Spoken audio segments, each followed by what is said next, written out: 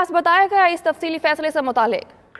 जी, Islamabad high court के justice Aamir Farooq ने महफूज शुदा फैसला सुना दिया है। 14 फरवरी 2019 को ये फैसला महफूज किया गया था, जिसमें दरखास्त गुजार की जानिब से मौक़िफ़ अपनाया गया था कि आइन के मुताबिक 45 साल से कम उम्र शख्स सदर के ओहदे का अहल नहीं, जिस पर वफाक की जानिब से इसकी मुखालफत की गई थी और सादिक संजरानी की उम्र 45 साल से कम होने की वजह से दरखास्त ये दायर की गई थी।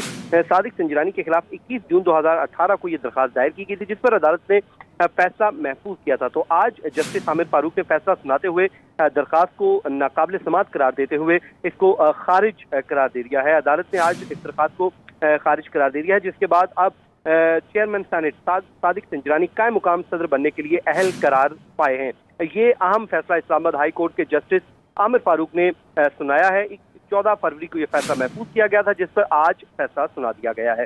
जी ठीक है, चेयरमैन सेनेट सादिक संजरानी कायम मुकाम सदर बनने के लिए अहल करार पाए हैं। फयाज महमूद, आप हमें अपडेट कर रहे थे, बहुत शुक्रिया आपका।